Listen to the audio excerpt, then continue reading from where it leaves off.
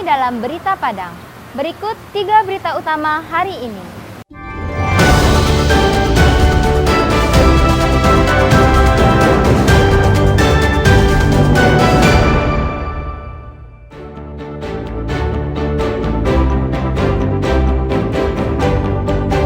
Arus mudik dan arus balik Lebaran merupakan masa-masa yang sangat sibuk bagi petugas pengatur lalu lintas udara.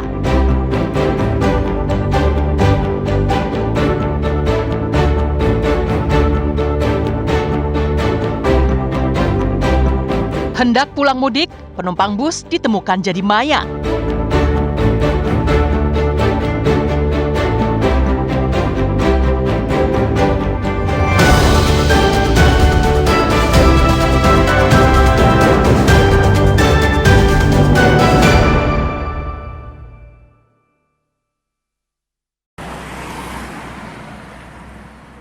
Sesosok mayat ditemukan dalam bus antar kota antar provinsi di pos pengamanan Idul Fitri Singgalang tahun 2025. Jalan Lintas Sumatera, Nagari Sungai Kambut, Kecamatan Pulau Punjung pada Jumat pekan lalu. Korban bernama Subari dan berusia 55 tahun. Adalah pemudik yang akan pulang kampung dari Jakarta menuju Medan, Sumatera Utara. Korban ditemukan telah terbujur kaku di kursi penumpang bus yang ditumpanginya. Bus antar kota antar provinsi yang membawa penumpang sebanyak 47 orang itu berangkat dari kota Jakarta beberapa hari lalu. Bus tujuan Medan, Sumatera Utara ini singgah di Darmasraya. Menurut keterangan saksi, Abdul Qadir, korban ini sebelum meninggal terlihat biasa saja. Namun tidak berapa lama, korban tidak sadar diri dan meninggal dunia. Saya itu duduk di samping dia, itu ceritanya baik-baik saja. Saya tidur Pak, udah malam kan, jam 3.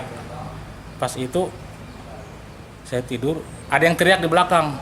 Rupanya dia jatuh ke bawah Pak, saya kan di samping kaca nih. Duduknya samping kaca, dia di samping saya, kan seatnya dua-dua kan. Pak, langsung diangkat ke situ Pak. Tengah malam ini kaget Pak, kaget semua Pak. Kaget, orang digini-giniin, udah nggak ada. Kasus penemuan mayat dalam bus diselidiki oleh tim Inafis Polres Darmasraya dan Polsek Pulau Punjung. Dalam penyelidikan awal, korban diduga mengalami sakit karena ditemukan obat-obatan dalam tas korban. Penemuan mayat, kita mendapat informasi dari masyarakat yang berada di dalam bus tujuan dari Jakarta menuju ke Medan. Di mana untuk bus tersebut pertama diberitahukan adalah personil yang ada di pos pengamanan pos Silago, Polsek Pulau Punjung, Polres Darmasraya. Untuk mayat udah kita amankan di RSUD Sungai Dareh.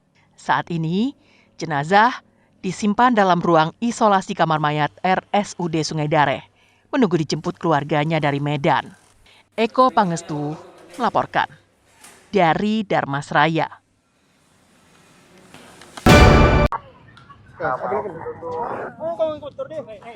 Hingga Sabtu pekan lalu, Vanes Septia masih diperiksa unit narkoba Polres Padang Pariaman secara intensif. Vanes ditangkap Selasa pekan lalu karena membawa 1 paket kecil sabu-sabu. Vanes Septia ditangkap karena polisi curiga saat pengendara itu dihentikan polisi lalu lintas karena tidak memakai helm. Ketika ditangkap, Vanes mencoba melawan petugas, namun berhasil dilumpuhkan. Karena gerak-geriknya yang mencurigakan, polisi kemudian menggeledah,nya dan menemukan 1 paket kecil sabu-sabu dari saku celana Vanes. Saat ditangkap itu, temannya yang membonceng berhasil kabur. Niat Vanes untuk menikmati suasana Lebaran harus dilanjutkannya di dalam sel tahanan. Barang bukti sabu-sabu dan sepeda motor yang digunakannya dibawa ke Mapores Padang Pariaman guna penyelidikan lebih lanjut.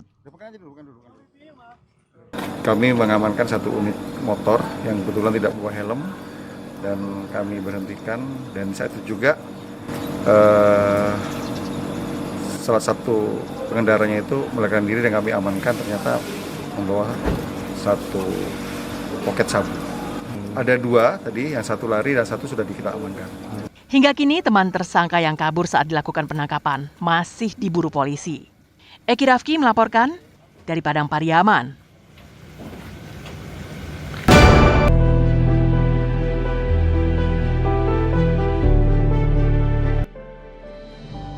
Hingga saat ini, Ismet Mahmud masih dirawat secara intensif di Rumah Sakit Semen Padang.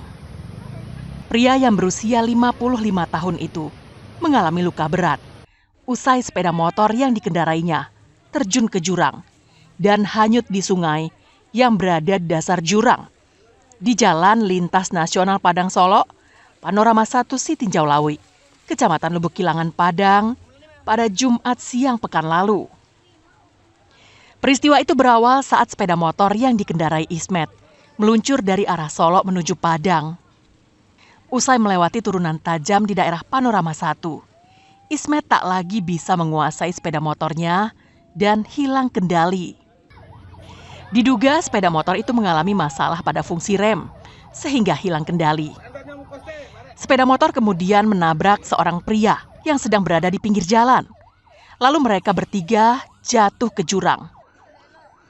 Akibat kecelakaan itu, sang istri Adenis Prayesi yang berusia 45 tahun meninggal dunia di lokasi kejadian. Sedangkan Ismet dan anaknya mengalami luka berat.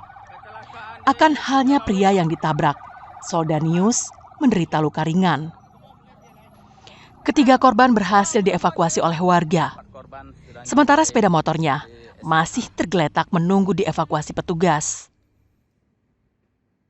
Berawal dari kendaraan yang dikendarai oleh korban mengalami remblong dari arah Panorama 1, kemudian sampai di jembatan Lubuk Paraku menabrak pejalan kaki yang berada di jembatan dan tidak bisa dihindarkan. Ketiga penumpang dengan 2 orang dan 1 pengendara jatuh ke Sungai Lubuk Paraku.